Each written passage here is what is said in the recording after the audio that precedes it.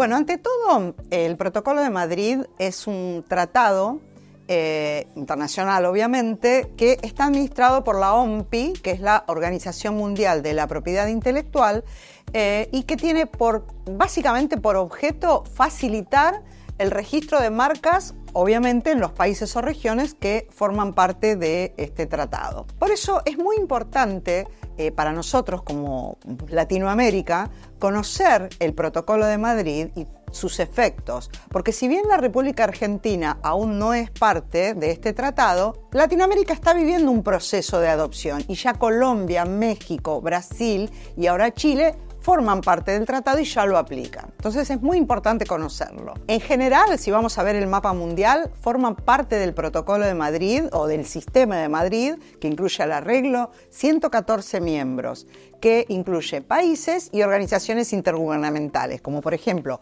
la Unión Europea o la OAPI, que es una región de África que está formada por 17 estados de habla francesa y se puede registrar vía el protocolo en esta región también. Se considera que este número de miembros que acabamos de mencionar representa aproximadamente el 80% del comercio mundial. Por eso es muy importante conocer este tratado. Para la aplicación del Protocolo de Madrid, y esto es muy importante, el solicitante, quien quiere proteger su marca, debe tener por lo menos uno de estos 3 puntos de contacto en un país que forme parte del protocolo, o un establecimiento, un domicilio o ser nacional del país que justamente pertenezca a este tratado.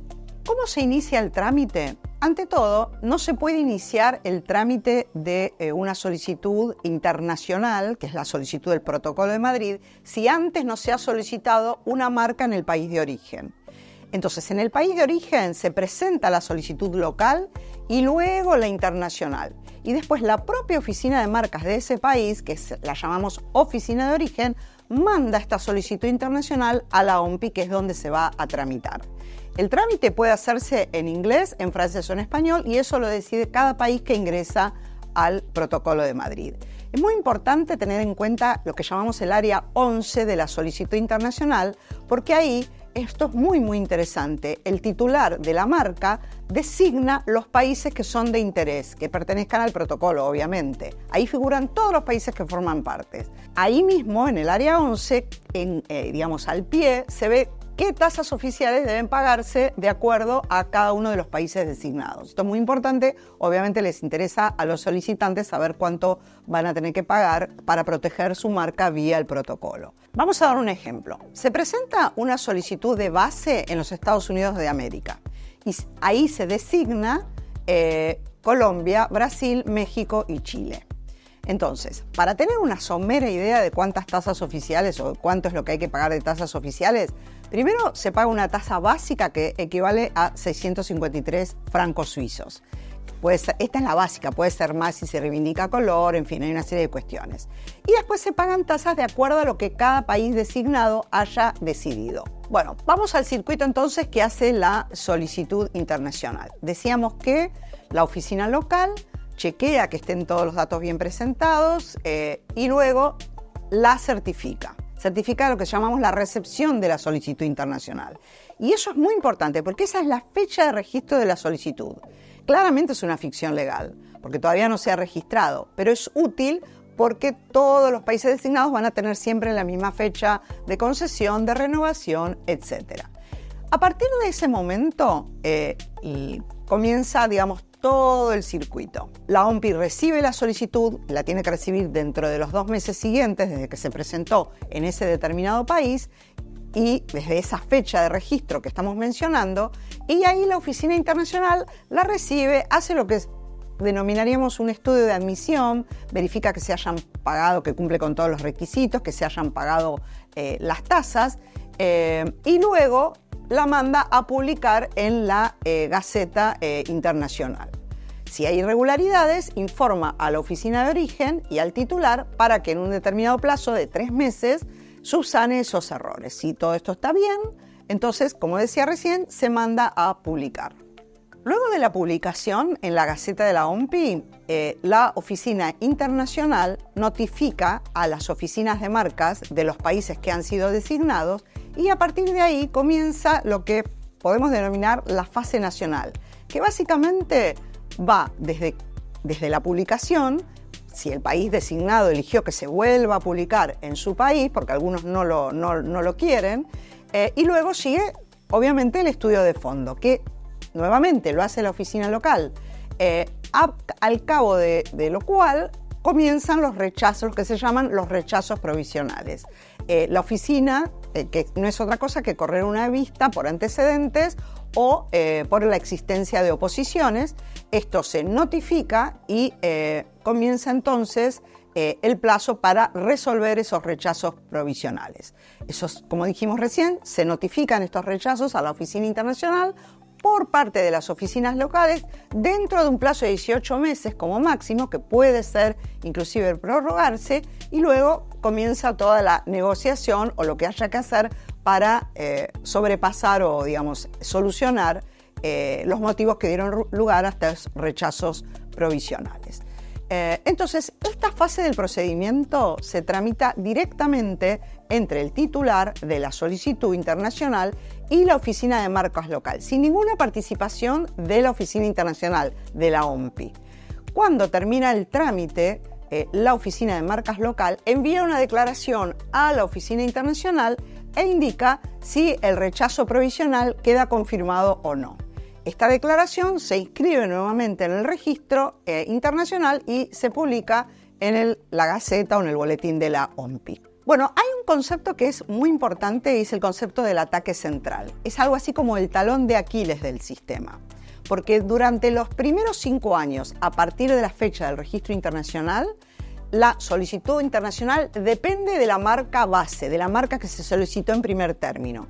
Si dentro de este periodo la solicitud base deja de tener efectos por el motivo que sea, entonces el registro internacional también deja de tener efectos.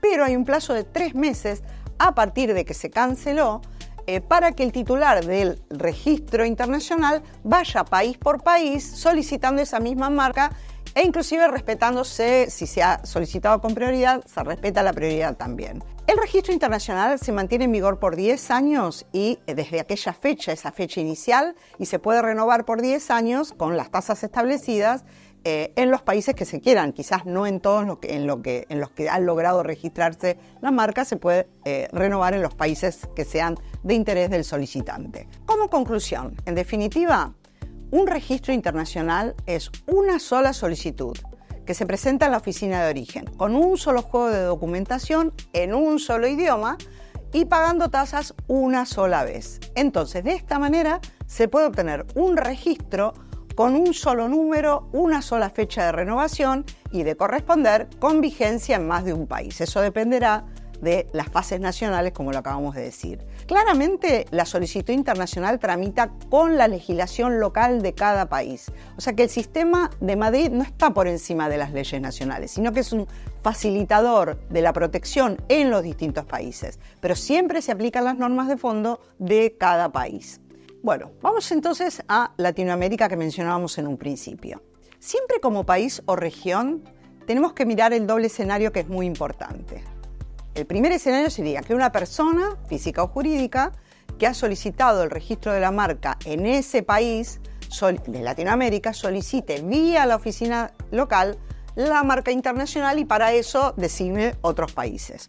O el segundo escenario, que una persona extranjera originaria de otro país que es miembro del protocolo, a través de su propia oficina internacional solicita la marca internacional, designando para eso países de Latinoamérica, por ejemplo, que se han adherido. O sea, vemos entonces el balance entre ambas situaciones, que claramente tiene que ver con balance de exportaciones. En función de lo que estamos comentando, es interesante ver qué situaciones o cuestiones hay que ir resolviendo en cada uno de estos países de Latinoamérica. Otro tema es el sistema multiclase, que sucede algo similar, porque no existe sistema multiclase en Brasil. Entonces, si llega una marca y se han designado muchas clases con sistema multiclase, en Brasil se trata una por una. Y esto puede tener consecuencias bastante desiguales. Por ejemplo, si hay un problema en una clase, todas las demás clases quedan suspendidas, incluso si no hubo obstáculos en las otras clases. Entonces, todo esto queda suspendido hasta que se resuelva lo que sea necesario en la clase donde sí hubo problemas. por ejemplo, una oposición, una apelación o lo que sea. Entonces, esto puede demorar unos cuantos años, inclusive en las clases donde no ha habido problema. ¿Por qué? Porque no hay sistema multiclase en Brasil y esto es una cuestión a resolver. Tampoco se puede dividir las solicitudes. Entonces, lo cual obviamente aliviaría parcialmente este tema. Entonces, los colegas en Brasil dicen que, bueno, ahí ya hasta casi sería recomendable presentar solicitudes nacionales para poder sortear este tipo de obstáculos. Otro tema importante es el idioma portugués, que no es ni inglés, ni francés, ni español. Entonces, es obligatorio que la Oficina de Marcas de Brasil haga las traducciones al portugués. Y esto trae otro problema, que es que muchas veces la calidad de esas traducciones no son buenas. Entonces esto puede causar problemas a futuro, no solamente cuando se hace el examen de la solicitud, sino también después, cuando llega el momento de lo que llamamos el enforcement. Todos estos son ejemplos simplemente para mostrar que no todo es color de rosa y que siempre hay temas que resolver, sobre todo cuando un país está nuevito en esto del protocolo. A modo de resumen, vemos que hay varias cuestiones que resolver, más bien prácticas inclusive, en todos los países de la región. Pero lo más importante a tener en cuenta es que siempre, absolutamente siempre, cada vez que es designado cualquier país de América Latina en el marco del Protocolo de Madrid, es altamente recomendable que el titular contrate los servicios profesionales de un abogado o agente de la propiedad industrial local, que monitoree esa designación, que le esté encima, precisamente para evitar problemas que se pueden presentar en el futuro si es que luego el titular extranjero, por ejemplo, es demandado por nulidad o por caducidad del registro internacional. En fin, como vemos, hay mucho por hacer, pero la integración es la clave del desarrollo en tiempos globalizados y la consolidación de la propiedad industrial es un factor muy importante en este proceso. En este escenario, claramente e inevitablemente está integrado el Protocolo de Madrid y hacia allá vamos.